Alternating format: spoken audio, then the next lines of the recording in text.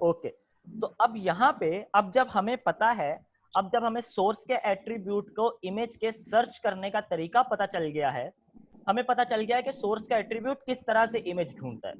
हमें ये पता चल गया है सोर्स का एट्रीब्यूट कहां पर इमेज ढूंढता है, जिस फोल्डर में HTML की फाइल मौजूद है। मतलब HTML की फाइल का नाम क्या है, इमेज example.html, और वो इस फोल्डर में मौजूद है मेरे पास, इस वाले फोल्डर में HTML वर्क 02G के फोल्डर में मौजूद है। तो सोर्स का एट्रीब्यूट क्या करेगा, सिर्फ इसी फोल्डर में जाके देखेगा कि bulb.jpg नाम की इमेज है। अगर उसे bulb.jpg नाम की इमेज नहीं मिली तो वो इमेज शो नहीं करवाएगा। यहां तक सबको कॉन्सेप्ट क्लियर है? Yes sir. ओके, तो अब आगे चलते हैं। अब मुझे इमेज से पहले उसका एड्रेस देना है। एड्रेस देने के लिए मैं क्या करूंगा, अब यहाँ पे सबसे पहले, अब देखो हमें पता है कि हम लोग विजुअल स्टूडियो कोड यूज कर रहे हैं, तो ये इंटेलिजेंट है, हमारी मदद खुद करेगा। तो मैं कंट्रोल और स्पेस दबाऊंगा। अब जब मैं कंट्रोल प्लस स्पेस दबाता हूं, यहाँ पे आपको लिख देता हूं CTRL प्लस स्पेस। अब जैसे ही मैं कंट्रोल प्लस स्पेस दबाऊंगा तो क्या होगा, ये मुझे सारे के सारे फोल्डर और इमेजेस के नाम दिखा रहा है। अब हमें पता है कि कौन से फोल्डर में हमारी इमेज मौजूद है, हमारी तस्वीरें कौन से फोल्डर में मौजूद है, इमेज में। इमेजेस के फोल्डर में मौजूद है। इमेजेस के फोल्डर में हमारी इमेजेस मौजूद हैं, यहाँ पे ये देखो। अब इमेजेस के फोल्डर में हमारी इमेजेस मौजूद हैं। तो अब मैं क्या करूंगा, यहाँ पे जाऊंगा और इस इमेजेस के फोल्डर में जाऊंगा। अब देखो यहाँ पे मेरे पास ये दोनों इमेजेस आ रही हैं। अब मैं सिर्फ बल्ब की इमेज सिलेक्ट करता हूँ। तो अब देखो, अब मैंने क्या कहा, अब मैं सोर्स के एट्रीब्यूट को क्या कह रहा हूँ, अब मैं सोर्स के एट्रीब्यूट को कह रहा हूँ कि इमेजेस के फोल्डर में जाओ। अब मैं सोर्स के एट्रीब्यूट को क्या कह रहा हूँ, इमेजेस के फोल्डर में जाओ और वहां पर बल्ब नाम की इमेज ढूंढो। कहां पर बल्ब नाम की इमेज ढूंढो, इमेजेस के फोल्डर में जाके वहां पे बल्ब नाम की इमेज ढूंढो। मैं इसको सेव करता हूं और यहाँ पे हम अपना HTML के पेज को देखते हैं। तो यहाँ पे ये देखो हमारे पास इमेज दोबारा शो हो रही है। यहां तक क्लियर है? तो मैं यस सिर्फ, सर। अगर सिर्फ नाम दूंगा, अगर मैं सिर्फ नाम दे रहा हूं, अगर मैं सिर्फ नाम दे रहा हूं तो इमेज शो नहीं होगी, इमेज शो नहीं हो रही, क्योंकि वो कौन से फोल्डर में ढूंढ रहा है। अगर मैं सिर्फ नाम दूंगा तो कौन से फोल्डर में इमेज ढूंढ रहा है, वो फोल्डर का नाम बताओ, कौन से फोल्डर में इमेज ढूंढ रहा है।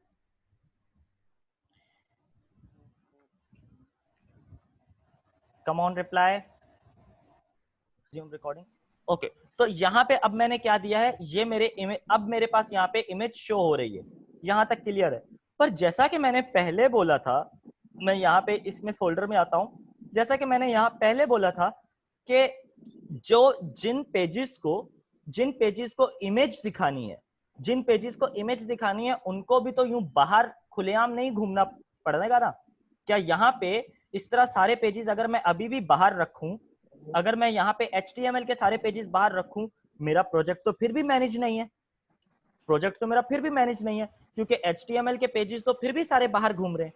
इमेजेस को मैंने एक फोल्डर में कर लिया, वो तो ठीक है, पर HTML के पेजेस तो अभी भी सारे इधर उधर घूम रहे हैं। तो यहाँ पे HTML के पेजेस को ढूंढने में तो अभी भी मसला होगा। तो बेस्ट तरीका क्या है, मैं इस इमेज वाले, जो इमेज एग्जाम्पल का पेज था, उसे इस फोल्डर में मूव करवा दूं। अब मेरे पास यहां पर इमेज आ चुकी है। अब क्लियर है? अब क्लियर यस। है?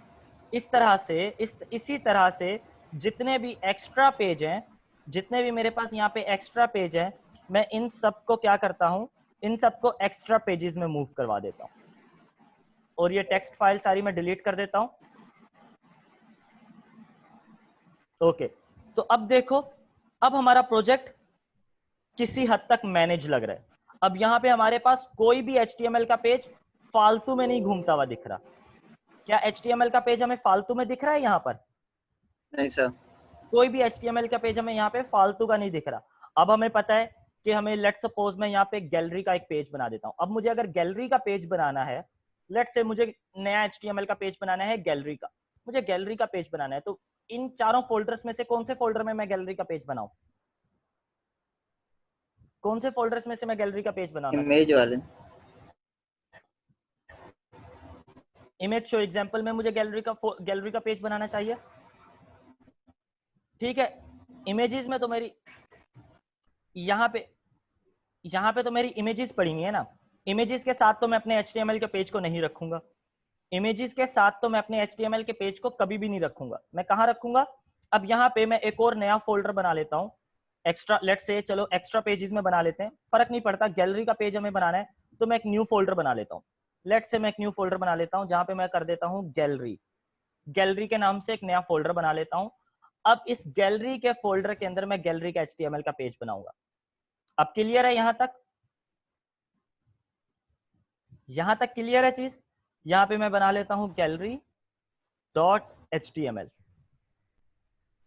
ओके, तो अब देखो, अब गैलरी का पेज मैंने यहाँ पे HTML के पेज में बना लिया है। यहां तक क्लियर है? Let me pause the recording. अब यहाँ पे हमारे पास जो पेज है, लेट्स से यहाँ पे हमारे पास एक पेज है बल्ब का, हमारे पास गैलरी का पेज है जिसमें एक इमेज है। इमेज में हमारे पास सोर्स का एट्रीब्यूट है। सोर्स के एट्रीब्यूट में हमारे पास एक बल्ब नाम की इमेज है, बल्ब नाम की इमेज मौजूद है।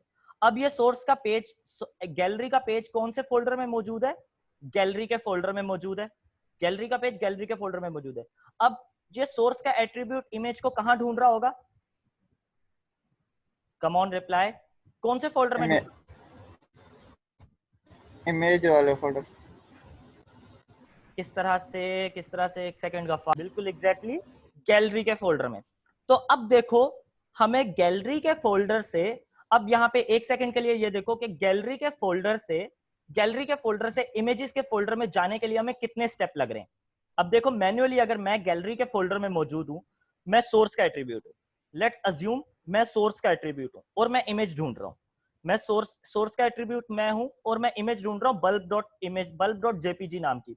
मैं सबसे पहले गैलरी के फोल्डर में आया और मैंने देखा गैलरी के फोल्डर में कोई इमेज नहीं है। तो इस वक्त अगर मुझे सिर्फ गैलरी के फोल्डर में ढूंढने के लिए बोला जाएगा तो मैं आके गूगल क्रोम को क्या बोलूंगा? बल्ब नाम की कोई इमेज नहीं है भाई। मैं गूगल क्रोम को क्या बोल दूंगा?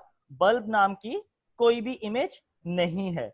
लेट्स रन दिस, चेक करते हैं इसे। मैं इसे रन करता हूं यहाँ पे। तो अब यहाँ पे ये देखो, बल्ब नाम की कोई इमेज नहीं है। मैं यहाँ पे आल्ट का एट्रीब्यूट दे देता हूँ ताकि हम लोगों को क्लियर दिखे। यहाँ पे मैं लिख देता हूँ नो इमेज। तो अब ये देखो, अब आके मैंने क्या बोला? कोई बल्ब नाम की इमेज नहीं है, क्योंकि अभी तक मैं सिर्फ कहां ढूंढ रहा हूं? मैं सिर्फ और सिर्फ गैलरी के फोल्डर में ढूंढ रहा हूं। तो यहां तक तो सबको कॉन्सेप्ट क्लियर है? यहां तक सबको क्लियर है कॉन्सेप्ट? तो अब देखो, यस सर। अब देखो मुझे गैलरी के फोल्डर से अब इमेजेस कहां पड़ी हुई है हमारी? अगर हम यहाँ पे देखें तो हमारी इमेजेस कहां पड़ी हुई है? इमेजेस हमारी इमेजेस के फोल्डर में पड़ी हुई है।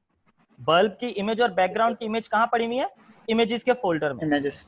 अब हमें इमेजेस के फोल्डर में जाना है, तो अब सबसे पहले देखो कि मुझे कितने स्टेप लग रहे हैं इमेजेस के फोल्डर में जाने के लिए। सबसे पहले मैं एक स्टेप पीछे जा रहा हूं। सबसे पहले मैं क्या कर रहा हूं? एक स्टेप पीछे जा रहा हूं। उसके बाद अब मुझे इमेजेस का फोल्डर दिख रहा है। अब मैं इमेजेस के फोल्डर में जा रहा हूं। अब मुझे बल्ब की इमेज दिख रही है। तो अब मुझे कितने स्टेप लगे? पहला एक स्टेप पीछे, फिर इमेजेस का फोल्डर, और फिर मेरी बल्ब नाम की इमेज। ये चीज क्लियर है कि मुझे स्टेप कितने लगे यहाँ पर? 3। 3 स्टेप। 3 स्टेप। पहला एक स्टेप पीछे, और फिर इमेजेस का फोल्डर, और फिर इमेजेस के फोल्डर में बल्ब का नाम।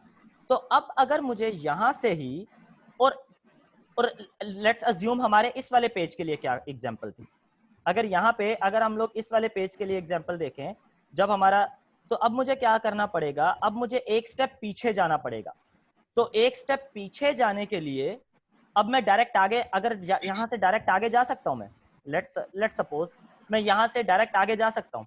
यहां से कहीं डायरेक्ट आगे इमेजेस का फोल्डर है हमारे पास? No sir.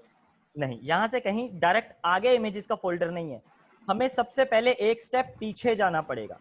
एक स्टेप पीछे जाना पड़ेगा, तभी हमारे पास इमेजेस का फोल्डर आएगा, वरना इमेजेस का फोल्डर नहीं आएगा। तो उसके लिए मुझे क्या करना पड़ेगा? एक स्टेप पीछे जाने के लिए मुझे क्या करना पड़ेगा? Dot dot backslash, dot dot slash. अब जब मैं डॉट, सॉरी ये स्लैश होता है, बैकस्लैश ये होता है, बैकस्लैश ये होता है, ये फॉरवर्ड स्लैश होता है। ठीक है, मैं क्या बोल रहा हूं? Dot dot slash. Dot dot slash क्या करता है? एक स्टेप पीछे जाता है। एक स्टेप पीछे जाने के लिए हमारे पास क्या क्या क्या वर्ड यूज होता है हमारे पास? यहाँ पे मैं लिख देता हूं, एक step, 1 step backward. One step backward के लिए क्या यूज करते हैं हम लोग? Dot dot slash. एक स्टेप पीछे जाने के लिए मैं क्या यूज कर रहा हूँ? Dot dot slash. Dot dot slash. तो मुझे यहाँ पे कितने स्टेप पीछे जाना था? एक स्टेप ही पीछे जाना था। तो मैंने कितनी दफा लिखा? ये सिर्फ एक दफा। ये सिर्फ एक स्टेप पीछे लेके जाएगा आपको, एक से ज्यादा नहीं। तो यहाँ पे मैंने एक स्टेप पीछे लेके गया। अब यहाँ पे देखो हमारे पास ये सारे फोल्डर्स फिर से दिख रहे हैं। अब मैं कह रहा हूँ कि एक स्टेप पीछे जाओ, इमेजेस के फोल्डर में जाओ और यहाँ से बल्ब की इमेज उठा लो। क्या करो? अब देखो, एक स्टेप पीछे जाओ, फिर इमेजेस के फोल्डर में जाओ और वहां से बल्ब की इमेज उठा लो। ये कॉन्सेप्ट क्लियर है? Yes sir. Yes sir. ये कॉन्सेप्ट क्लियर है? एक स्टेप पीछे जाके फिर इमेजेस के फोल्डर में जाके फिर बल्ब की इमेज देखने के लिए। तो यस सर। Yes sir. अब अगर इस फाइल को रन करता हूं तो अब देखो हमारे पास बल्ब की इमेज दोबारा से शो हो रही है। तो यहां तक क्लियर है concept? Yes sir. Let's assume मैं एक और फोल्डर बना देता हूं। यहाँ पे इस फोल्डर का नाम दे देता हूं टेस्ट, और इस अपनी गैलरी HTML की फाइल को मैं इस टेस्ट में मूव करवा देता हूं। लेट्स से यहाँ पे इस टेस्ट में मूव करवा देता हूं। तो अब क्या इमेजेस शो होगी हमारे पास? No sir. अब इमेज शो होगी हमारे पास? नहीं सर। क्यों नहीं शो होगी? अब देखो फिर से इमेज शो नहीं हो रही है क्योंकि मेरी फाइल ही मूव हो गई है। मैं इस फाइल को दोबारा से रन कर लेता हूँ। तो अब यहाँ पे गैलरी में जाते हैं। गैलरी में हमारे पास टेस्ट का फोल्डर है, टेस्ट में जाते हैं और यहाँ से मैं इस फाइल को कर लेता हूँ run, open with live server.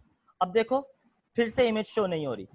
Image show नहीं हो रही क्योंकि अब मुझे अब फिर से देखो, मुझे इमेज तक पहुंचने के लिए कितने स्टेप पीछे जाना पड़ेगा?